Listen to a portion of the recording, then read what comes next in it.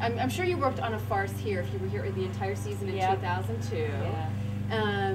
Was that your first encounter with farce? That was my first time really doing any substantial comedy work as well, and to be in a group of people. I mean, it was Susan Jacks, Nick Ruggieri, Janet Dickinson, Tom Schaller, and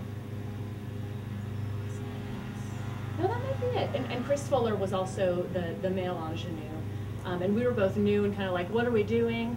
And just being in the room with those people, it was like osmosis. Like, you're like, I'm learning. I see how to do it. I understand the timing, and it was just like the growth that I experienced just because of the people I was working with was tremendous and so fun. This is my question about unnecessary farce. Reading a farce is not, say, as interesting and compelling as reading a straight comedy. Right. Because I think with farce, when you're reading it, you have to imagine so much of what's going on in the play that I think there must be a big leap from when you're learning your lines to actually bringing it to life. It's more about reading the stage directions, because that's where there's so much physical comedy, and of course that's not in the lines, it's all in the stage directions, and so you almost have to try to imagine or even sketch out a set before you're reading it, so that you can try to picture, okay, so when I'm going through this door, like, what's the possibility that someone's going to see me, and are they supposed to see me, and is that why this is funny? And so it's a lot more trying to picture it, as opposed to when you read a straight play, a lot of the imagery is in what they're saying, and it's not an effort to picture what's happening, I guess, so much as with a farce. And luckily, because I had done a similar split room farce here before, it came much easier. That, you know, I was like, oh, okay, I see how that's going to be. That's going to be pretty funny, or whatnot. And then really just getting in the space and trying things is what then really says to me, like, yeah, this is a fun play. People are going to like this. So that leads into my next question, which has to do with character. I mean, an actor's job is to portray a character, right, to bring that character to life.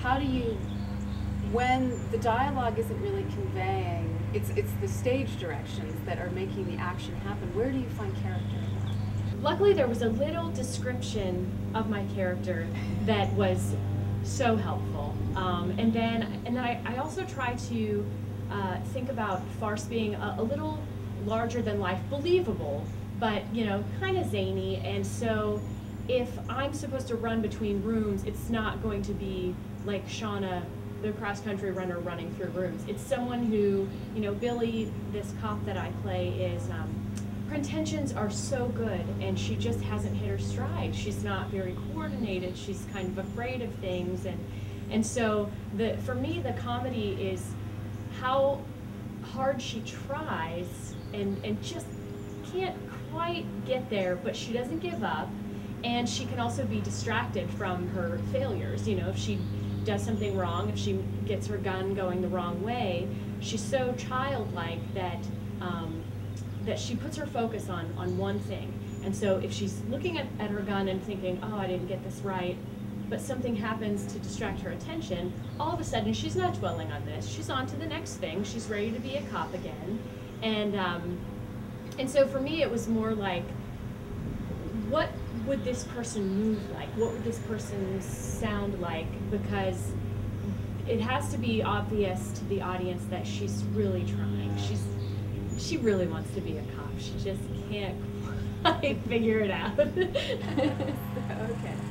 So you mentioned timing, that when you first came here, the first time you were in a farce ever on the Mountain Playhouse stage, that you just kind of picked up the timing.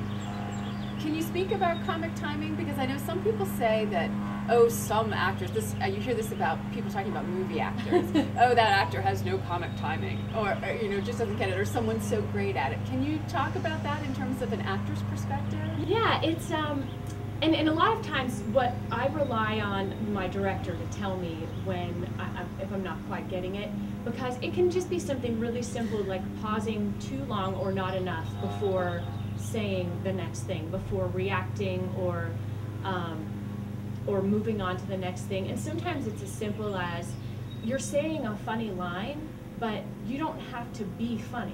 You just say it. The writing is funny, and if you say it as straight as possible, that's funnier than if you kind of put it in quotation marks, like, here comes a funny line, guys.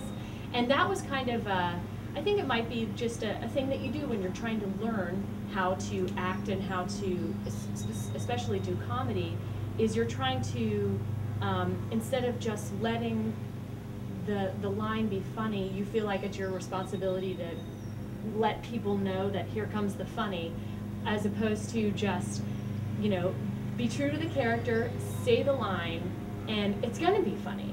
And if I'm not quite getting it, or if maybe like when I'm picturing the delivery of a line, I think an intention is different than what the director has in mind, then when they tell me that and I try it, and I'm like, oh, yep, yeah, that was much funnier. Okay, got it.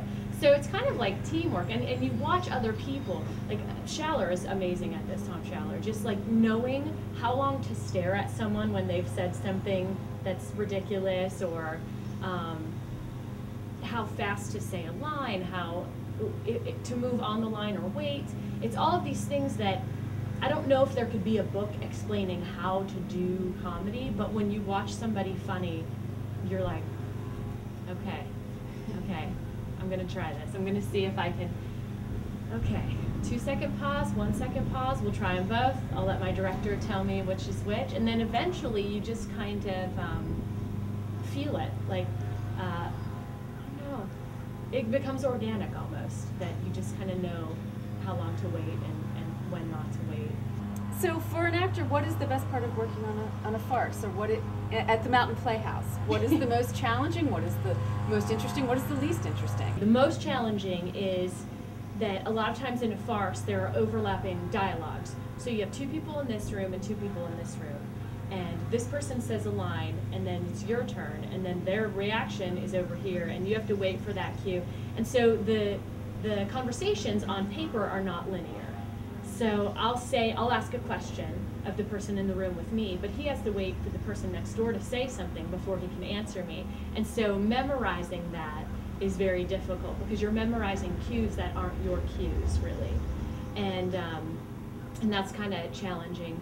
I think that's also what's so fun about it, is when you nail it and you're like, oh gosh, I mean, we're just zoom in and we've got all our lines, and you know, we are having to stop so people can laugh. That's awesome. I want to be stopped. Go ahead, laugh.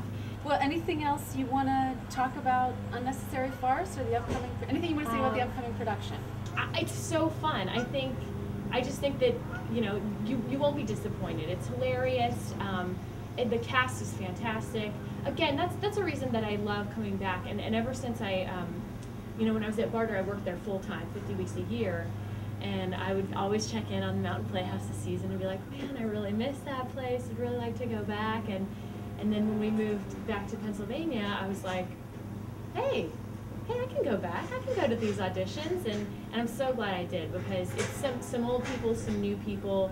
But no matter what, it's always people that are very happy to be here and just ready to work. I mean, we have 2 weeks to put up a show, and that's not a lot of time, but no one's complaining. Everyone's like, okay, what do we do? How much time do we have? Let's do it. And then the show's open, on to the next show. I love the pace, everything about it. Great.